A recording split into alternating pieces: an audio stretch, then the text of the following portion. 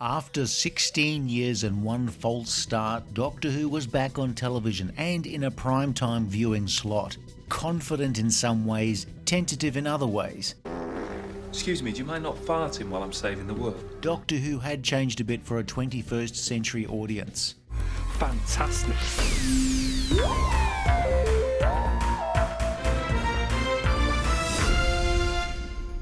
When Doctor Who ended its run in 1989 after 26 seasons on BBC One, there was no hoopla around a final episode, it just stopped. Like a Jeep that's broken down one day after the warranty expired and the owner just abandoned it on the side of the road rather than to try and get it fixed. The BBC never cancelled the show, they just didn't schedule a new series. In short, they ghosted it. There were rumblings of movie versions, co-productions and a US television series, but all that eventuated was a 90-minute pilot telemovie starring Paul McGann. It rated very well in the UK, but like the metric system, didn't gain much traction in the US. Once again, Doctor Who was put on ice like leftover stew put in a container in the freezer with the view that you'd thaw it out and eat it in a few weeks, but it's still there in 3,000 years' time, where post-Ice Age archaeologists would spend years trying to work out what was so special about this beef stew stored in this containment device known as a Tupperware. In the 1980s, Doctor Who had been out of favour with many higher-ups then in control of the BBC, which led to the corporation trying to get others to foot the bill as a co-production. Even when later versions of BBC management had started to come around to the idea of reviving the show themselves, they still had some legal issues to work through. The BBC finally regained its full rights to make Doctor Who in the late 90s, roughly the same time as successful writer Russell T Davies had begun to pitch his vision for bringing back Doctor Who to BBC execs. The BBC had spent the 90s pretending science fiction wasn't a viable and popular genre. They made a small number of fantasy-based programs, but ones that were squarely aimed at a young audience. Meanwhile on BBC Two, the minor channel was making hay off repeats of Gerry Anderson shows and whatever ITC shows they could find, as well as occasional repeats of Doctor Who, and they broadcast any number of imported series like Star Trek, X-Files and Quantum Leap. There was clearly an audience for science fiction aimed at a wider age group, but there was no appetite for the BBC to fund it or to make it. I can't be! Kid shows were different. Among his long list of credits, Davies had already written 2 fantasy series aimed at younger viewers for the BBC in the early 90s. Davies' initial idea for a Who revival was to keep the good stuff but nix any continuity that would hamstring writers and ditch a lot of the more dated aspects of the show, such as Unit or the Time Lords, but retain things like the TARDIS. But as with many attempts to revive Who in some form, his pitch, as well as competing proposals from others, gathered as much momentum as a team of charity door knockers trying to elicit a small donation from Auntie Beryl. You're barking up the wrong tree, folks. She's staunchly pro-heart disease. When the show's 40th anniversary came and went without much of an official celebration, the BBC finally realised they were going to have to Thanos up and take care of this Doctor Who thingo themselves. They went back to Russell T Davies and offered him the show. Russell T Davies, or RTD to people for whom brevity is the most important thing in the world, for people who are very, very busy, people who don't like having their time wasted by unnecessarily verbose sentences that just run on, going off on tangents so much that you've forgotten what they were ever about. Like this one. Davies became the show's head writer and an executive producer.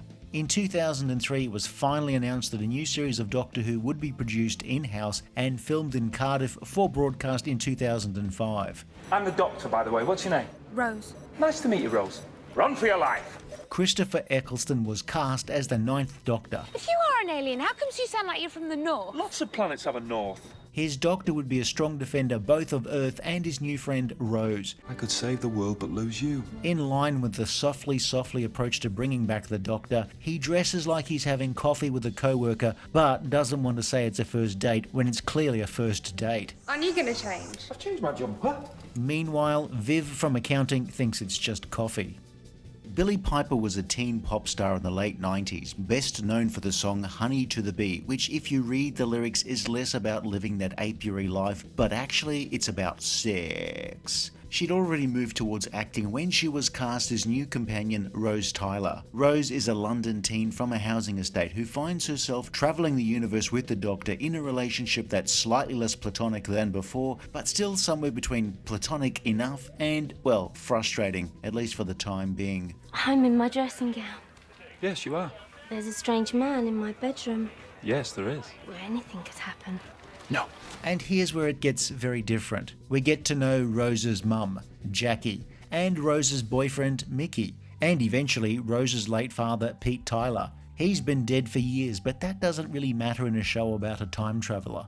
Russell T Davies' background and soapier material really does help to elevate the show beyond a purely plot-based series about unemotional ciphers fighting aliens. Some decry that emotion, but the idea of a television show where the characters displayed absolutely no emotion and just got on with the business of stoically saving the universe week in, week out without it affecting them in the slightest was so on the nose you'd call them spectacles.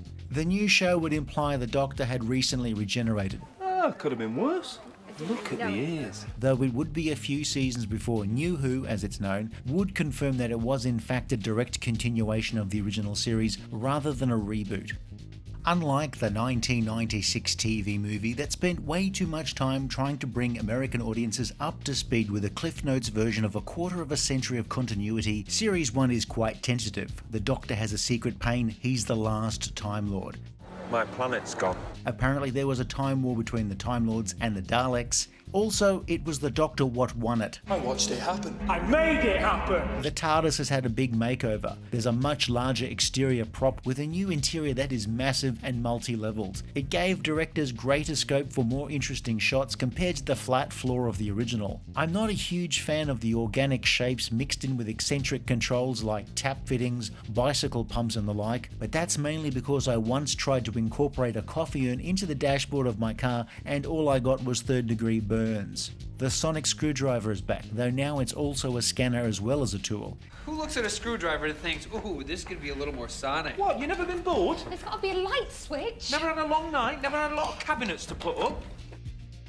It hasn't quite morphed into the magic wand it would become with later Doctors, which quite honestly was the reason it was written out in the first place.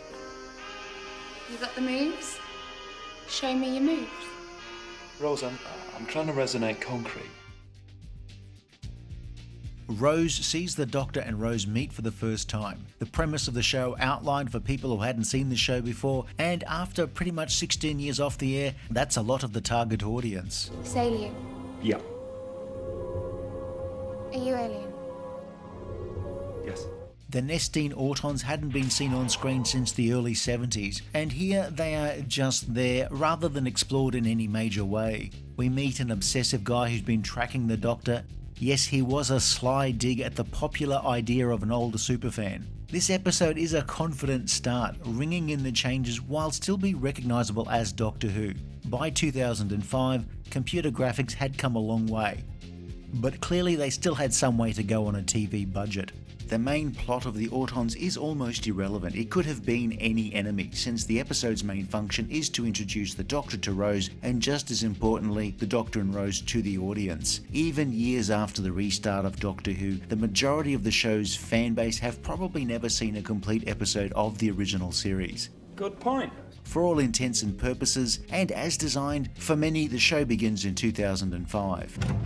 By the way, did I mention it also travels in time? End of the World sees the Doctor and Rose in the far future and gives us a first look at some of the aliens that could be created on screen in the new show.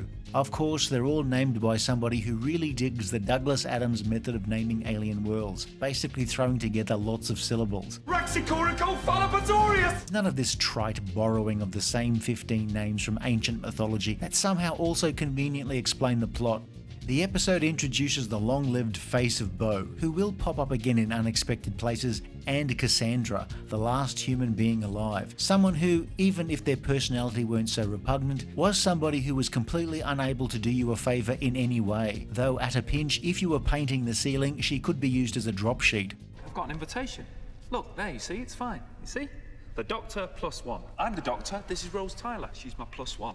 The original series was made up of stories that were often running at 4 or more episodes. Many stories, probably too many stories, would begin with the Doctor and party encountering a group who, although they would often become allies at one point in the story, would initially deeply mistrust the Doctor. Now, with most episodes being self-contained stories and with a need to compress the plot, having the Doctor waste half the episode trying to convince somebody he's on their side seems a mite self-indulgent. Like suddenly telling your co-workers that it's your birthday, so they have to scramble to buy a cake for the break room, where they conveniently forgot it was your birthday last month, and the month before that, and the month before that. The paper's slightly psychic. Shows them whatever I want them to see. Saves a lot of time. Now with psychic paper, the Doctor can just wave away mistrust and get straight into the action. Can't let your mind wander when you're handing it over. But you consider yourself to be footloose and fancy-free. Actually, the word you use is available. No way. And another one, very. It doesn't break the series in any way, and it's one of those things you just wish they'd have thought of decades ago. I once tried using psychic paper for a passport and found it doesn't work very well at airports where you have to scan your passport. Also, I ended up having the airport passport scanning machine sending me friend requests on Facebook. The Unquiet Dead is League of Gentlemen co-creator Mark Gatiss' first script for the series. The dead are coming back to life in an undertaker's in 19th century Cardiff, and a morose Charles Dickens assists the Doctor and Rose. Cheer up, Chucky, it may never happen. Can it be that I have the world entirely wrong? Not wrong. There's just more to learn. One of the strengths of the new series would be a willingness to not just name drop historical figures, but make them major characters in an episode. Eve Miles would later star in the Who spin-off Torchwood, but here her character shows us the huge contrast between her and Rose. Such a lovely smile on him. Like a nice smile. Good smile. Nice bum.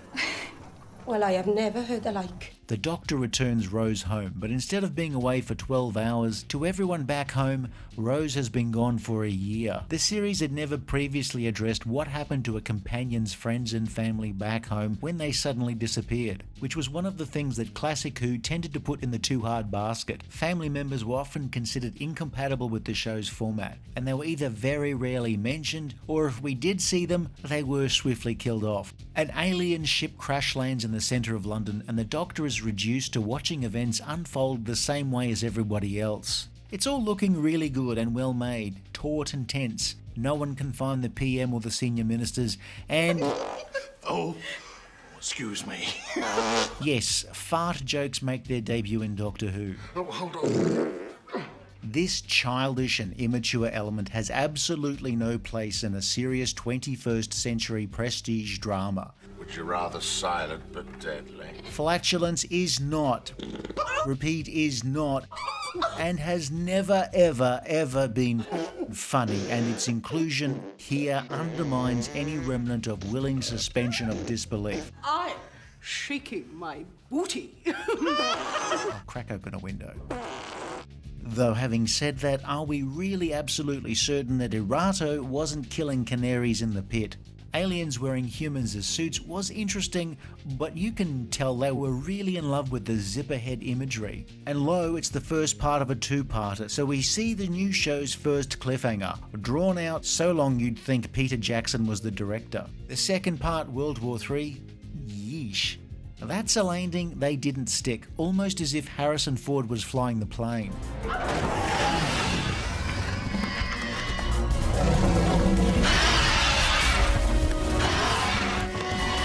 Dalek is one of Series 1's triumphs. The TARDIS lands in a private underground museum owned by tech billionaire, the intense and insufferable Henry Van Statten, who's been salvaging alien tech and, with the help of ambitious know-all Adam, has been using it as a basis for new technologies. He has one living exhibit, the Metaltron, that Van Statten will happily show off to the Doctor. Doctor! Of course, wouldn't you know it, it's a Dalek. Exterminate! Rose, having never heard of the Daleks before, tries to comfort the creature, but instead, well, handwave time, she has picked up some time travel guff from travelling with the Doctor, which somehow regenerates the Dalek, who then decides to just start killing everything. Van Statten is obviously very important since he arrives at his base through what looks like stock footage from Blue Thunder. His collection is full of all sorts of alien doodads and a Cyberman's head from, canonically, hundreds of years in the future. Doctor Who hadn't traditionally done that many rich supervillains, but Van Statten would be one of many in the modern series. Dalek reintroduces the metal meanies from Skaro to an audience who had probably never seen one in a new drama before. Their redesign was so successful that every subsequent attempt by the series to redesign them in any way has ended up being scrapped, like every single Netflix series you've ever liked. Rid the universe of your filth. Why don't you just die? You would make a good Dalek. The old joke about running upstairs to get away from the Daleks is used as a setup. Okay, we'd already seen that done before in Remembrance of the Daleks, but realistically a very large proportion of the viewers of the new series would have never ever seen a fairly low rated story from the late 80s. Of course, in between exterminating all of the extras, the Dalek does reveal itself to Rose. It's realised that it's the last of its kind, and as such, is lonely. All by myself, don't want to be all by myself anymore. All by myself, don't want to live all by myself anymore.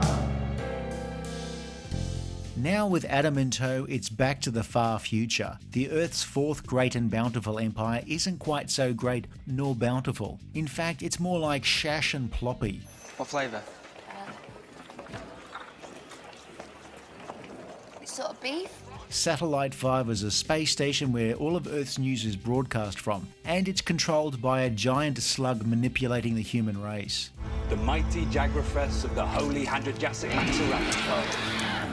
I call him Max. Adam shows us what happens when someone joins the TARDIS crew but doesn't have the right stuff. It's long been established in Doctor Who that you can't change history, but as this was a show hoping for a bigger audience who hadn't necessarily been buying Doctor Who magazine for the last 20 years, it needed restating. Father's Day sees Rose wanting to go back to see her father's death in a hit-and-run accident. Geez, when you say it like that, it sounds just a bit ghoulish rather than sentimental. Of course, Rose saves her dad, but time has a way of dealing with such changes. What, a pretty girl like you? If I was going out with you... Stop! Right there. I'm just saying. I know what you're saying, and we're not going there.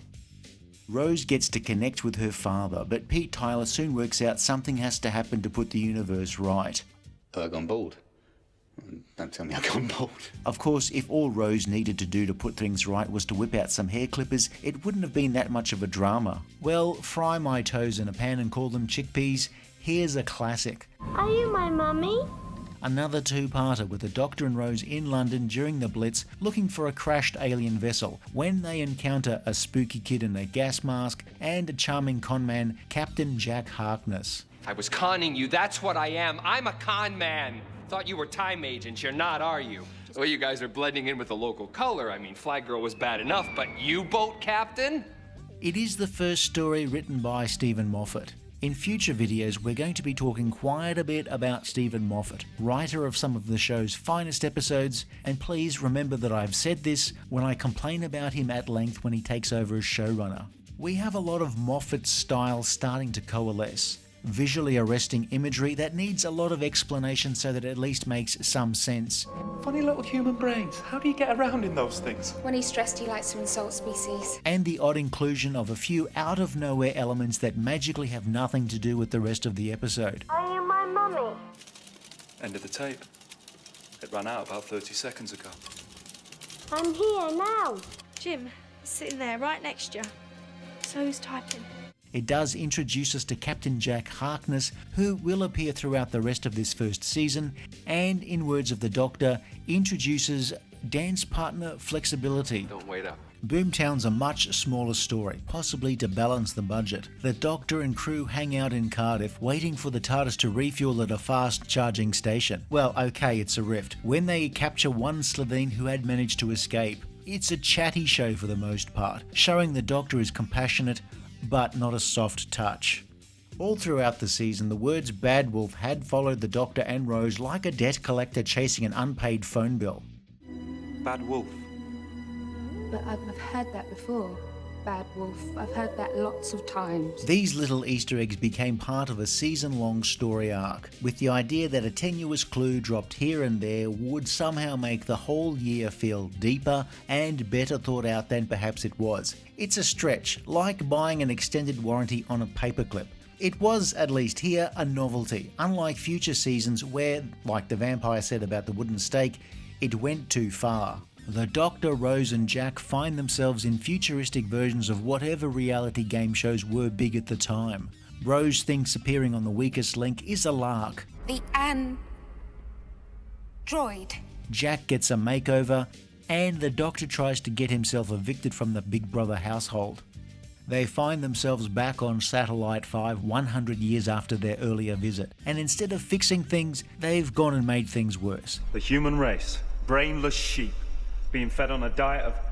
Mind you, have they still got that program where 3 people have to live with a bear? Oh, bear with me, I love that one. And me. Until, of course, these guys show up for the final episode. Just when you thought a story about a solo Dalek was a sign that the new show wasn't going to blow its budget on big action shows, the last episode is a big action show, with Daleks exterminating everyone left, right and centre, including Jack.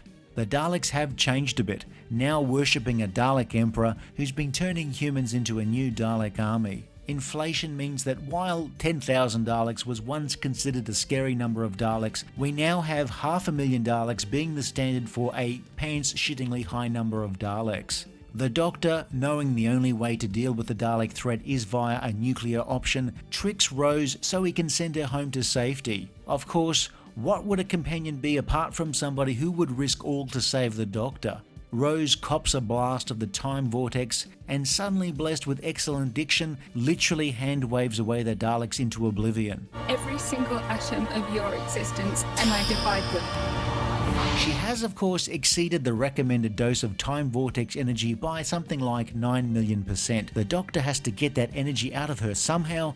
Apparently, kissing is the dramatically preferred, if medically unethical, treatment. Of course, while he saved Rose, the vortex energy isn't doing his body any favours. Ooh, something's happening here. And I'm not going to see you again. Not with this daft old face. Blimey, we're getting a regeneration already. And he's standing up. So, wait a second, what's going on here? They've just rebooted the show and now they're changing the Doctor already? Well, like the creature from the Black Lagoon's Instagram account, here's where things get a little murky. Christopher Eccleston was a very good actor and by most accounts is also an actual nice guy, but a guy who can perhaps carry a large chip on one side of his upper body, say around the upper arm area, for quite some time. His grudge-carrying capacity and stamina cannot be faulted. I am much the same. I still refuse to use the nearest subway after they once gave me shoddy service, or the next closest one for pretty much the same reason. Instead, I prefer to drive 3 hours to the nearest subway that hasn't previously given me shoddy service. Though that drive time seems to be increasing each time I order a foot-long veggie delight with double bacon and meatballs, no lettuce but triple cheese, 1/3 cheddar, 1/3 vegan cheese and 1/3 Jarlsberg. Extra hot sauce but easy on the mayo. No salt but extra pepper. No peppers but extra pickles.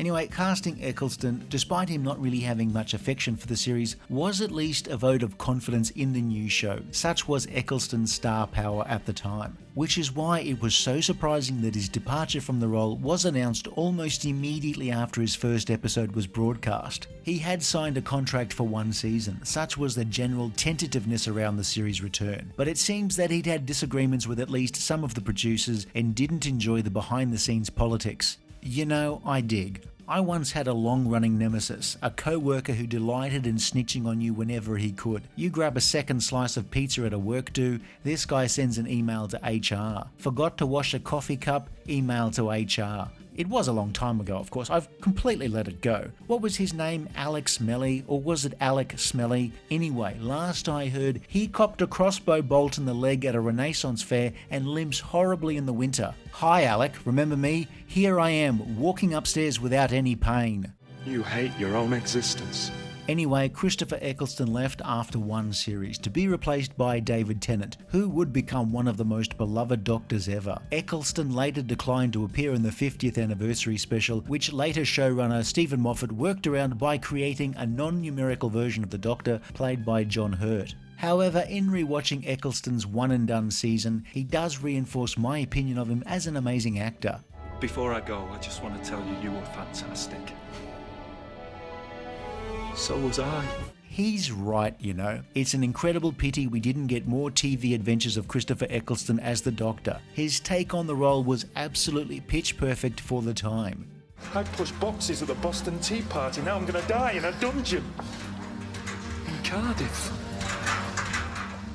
Early episodes saw the Doctor not always being the one to save the day, though this seemed to change as the season wore on. The Doctor Dances has the Doctor, who's clearly had enough of death and destruction, delighting at being able to put everything right. Everybody lives, Rose. Just this once. Everybody lives! Billie Piper owns Rose. At no point do you ever feel like she's anything less than real, and sets the standard by which every other 21st century companion has to be measured against.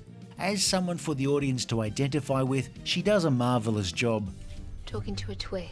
I mean, look, I once worked in a department store that suddenly blew up, though, unlike Rose, I did time for it.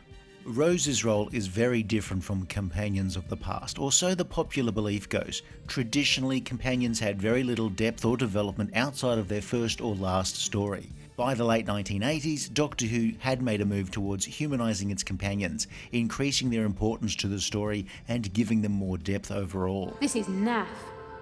This is mega naff. Ace was a London teenager who travelled with the Doctor as his apprentice. She had issues with her mother, who we only saw as an infant, and felt a lot more like a rounded person. Of course, she was also into making homemade explosives and was mysteriously transported across the galaxy before she'd met the Doctor. Ace! Rose, however, was just Rose. Not very Spock, is it? Just asking. What do you think? I think you should do a scan for alien tech. Give me some Spock. For once, would it kill ya? A normal teenager with a mum and a boyfriend who she sort of dumps the minute some creepy old guy from the north says he has a time machine. How far? 100 years.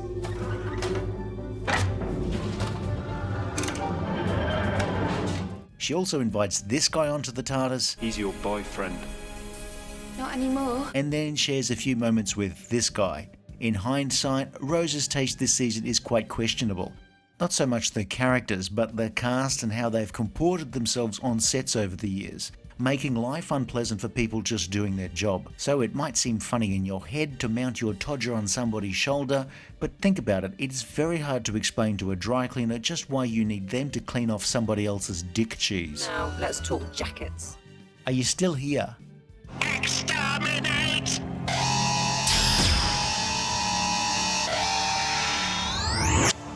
The new series had music by Murray Gold, who contributed a suitably epic score. Almost all of the instrumental music for this season was created electronically, using orchestral samples rather than real players, though vocalists were used at times. Even so, Murray Gold created a dynamic and distinctive sound for the show's return. His version of the Doctor Who theme contains some audio elements of the original Delia Derbyshire version, along with his own embellishments. A new logo, not one of the series' best, does look like it was grabbed from a CD-ROM cover disc containing 101 royalty-free computer fonts, including Helvetica, Comic Sans, Barial, Timpact, and Mimes Mew Moment. Russell T Davies has a knack for writing incredibly sympathetic side characters, characters we would grow to love, empathise with, characters who we would recognise elements of ourselves in, our hopes, our dreams, and our fears. And then he brutally murders them. Barb got nixed in the first few episodes of Stranger Things and she got a hashtag. Gwyneth, Clive and Linda with a Y got absolutely squat. Harriet Jones MP for Flydale North survived for a time, as did Mickey and Jackie Tyler, but they would have their own travails. Did you notice, when they fart, if you'll pardon the word, it doesn't just smell like a fart, if you'll pardon the word. For 26 years, Doctor Who had mostly been recorded on videotape in a multi-camera TV studio, with some location and model work shot on film. The new series was still recorded on standard definition video, but shot as a single camera production like a film and then treated to look like film. This allowed the show to look and feel less like a cheesy sitcom, but something that could sort of compete with expensive American-made programs. Doctor Who also began to lean on using CG for a lot of its special effects, which unfortunately at the time did make it look exactly like a cheesy sitcom.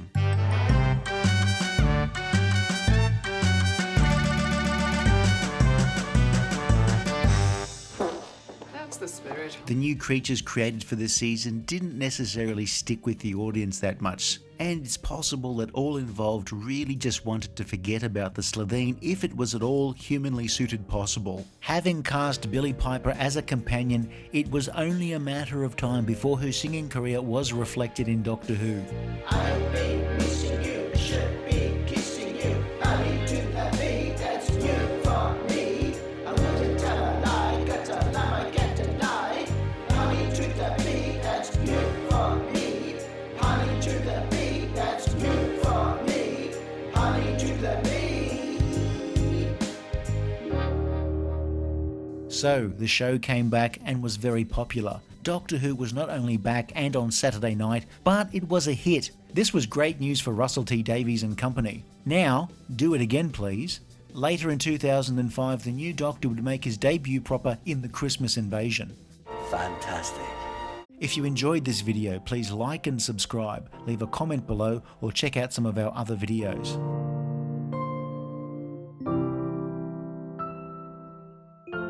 My people would have stopped this.